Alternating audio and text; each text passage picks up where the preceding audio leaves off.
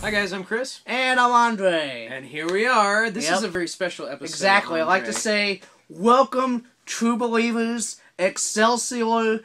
This is our first venture into the Marvel Universe.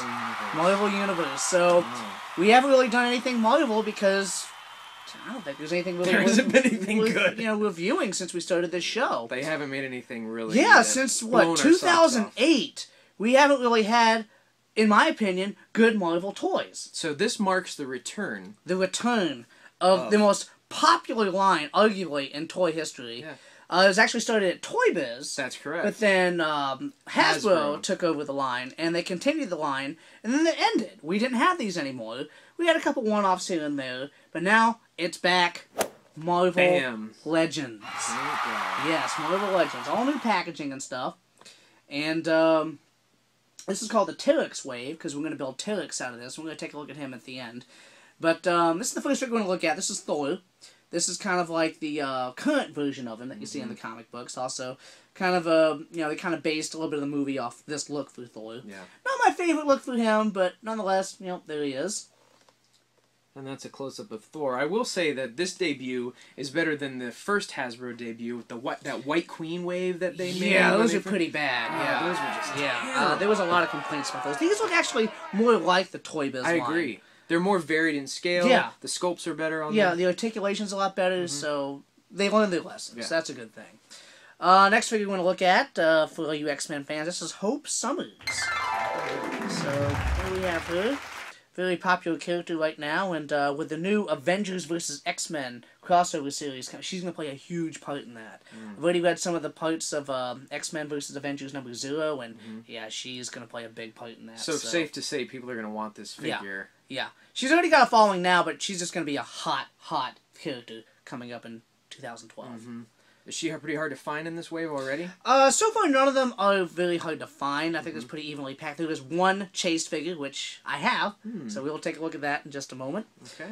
Another figure, who's kind of obsolete, but I'm kind of glad they made him, is Steve Rogers. So this is Steve when he came back from the dead, and there was already Captain America, Bucky, who was in place. So he didn't come back and say, hey, I'm Captain America, I'm going to take the reins now. No, he just became his own man. He became Steve Rogers, a super soldier.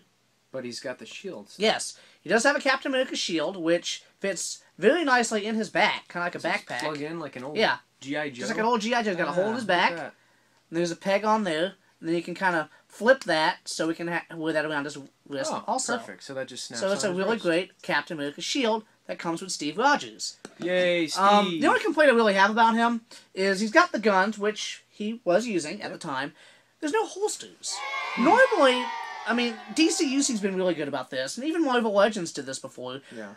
They could have every accessory on them. There'd be a way to tuck them away so they can you just have them on them at all times. So here, there's nothing. There's just some empty straps here.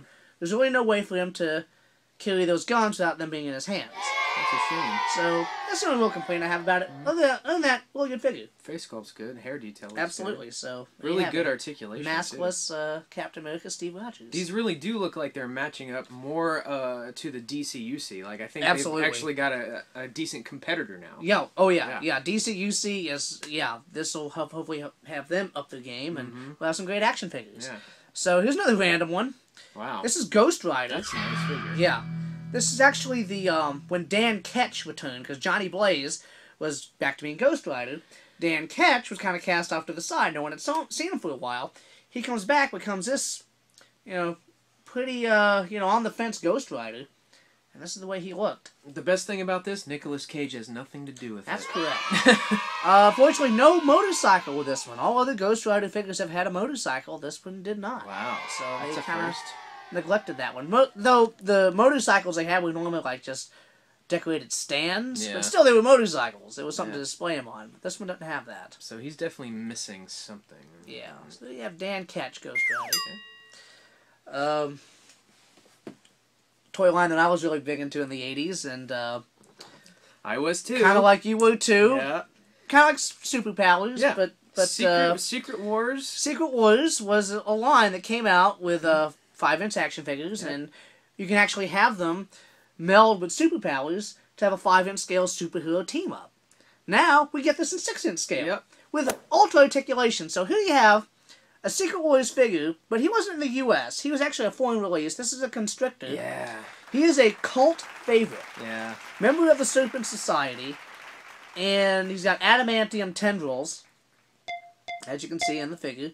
But he's got mega articulation here. Yeah. Really, really sharp figure. Look at that. I mean, everyone's going to want a Constrictor. Yeah. Isn't it interesting, however many years, 30-some years later, when Mattel made Secret Wars, Mattel had the Marvel. Yeah. Mattel did Marvel Secret license. Wars, and Kenner did Superpowers DC figures. Kenner became Hasbro, of course. Yeah, and Hasbro, of course, took over Kenner. So now, 30 years later, it's the direct opposite. Yeah, Hasbro is making these figures for Marvel, and Mattel is doing the DC UCs. Yeah. Yeah, how about that? Kind of a 30 switch. years later, they did a flip, huh? Yeah, exactly. This is an awesome figure. especially love the face sculpt. Look at the teeth. He's got that maniacal look to him. Crazy grin. Oh, yeah. And speaking of Secret Wars, we have another figure from the Secret Wars, which they never made a figure of him, but he was an integral part of the first Secret Wars, and it was Claw. Again, he is made of pure sound. He's got a little sound dish here on his hand. Again, really, not much to him. Again, that's what he was in the comics. It's a perfect representation of how he looked back then. That's exactly how he looked. Yep. So very Kirby-esque in the face there. Mm-hmm. So now finally, we have a Claw. Awesome. And Secret Wars movies, one of the hottest characters today. Yeah. You gotta go with Iron Man. Iron Man, this version of Iron Man is the Extremis armor, which was actually the inspiration for the movie. The movie actually kind of went off the designs of this armor. They didn't go with the classic armor, the Silver Age armor that we know and love. Mm-hmm. But no, this is a great armor they went with. I'm very happy they went with that. And Granoff did the designs for this, and they did a great representation of it. Yeah, I really say. And in addition to this armor, there's also a variant of this Iron Man, and we have it down here. It's kind of a stealth look to him. Seems to be the favorite thing they like to do with Iron Man. Give him like a stealth look. It always has stealth. Yeah, which means he's going to be darker colors. That's what that means. It means he's turned the headlights off. That's the translation. All right, let's take a close look at him.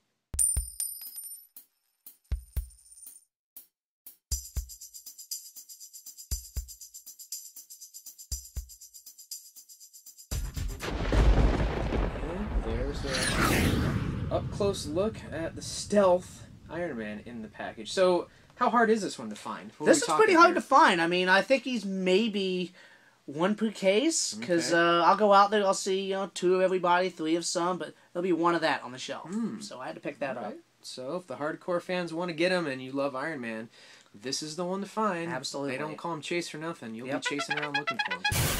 So now the big payoff. All right, let's see. 6 out of 7 figures, with the exception of Thor, have a piece to build Telex the Tamer. Now, Telex, he's quite huge. Look at him. Beast. Big guy.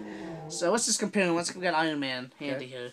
You can see there's quite a height difference here. Yeah. But again, that fits the comics, because Telex was a big guy. He was a hero of Galactus. He's got his big cosmic axe there, as you can see. Great face sculpt on him.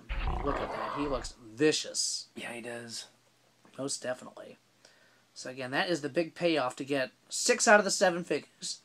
You can build your Telex.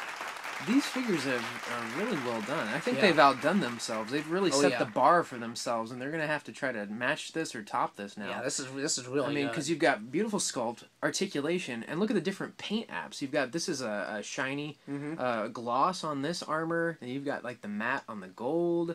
You've got this different plastics and rubbers on here. This is great. And this is the Build-A-Fig. Yeah. So essentially, he's pieces that you've put together, but he's... And I'm really impressed that they actually have, like, the plastics and the colors match like that, because God, when you have different pieces from different figures in different cases, you don't know what's going to happen. But no, they did a good job. Quality control is on top of it. Good job, Hasbro. Keep up the good work. I look forward to seeing more of these, because I'm really blown away by this. Yeah. So cool. Well, there you go. Marvel Legends, they're back. Make mine Marvel now. Heck yeah. All right, well, this is Chris. And Andre. We'll see you next time for Nerdgasm. Bye.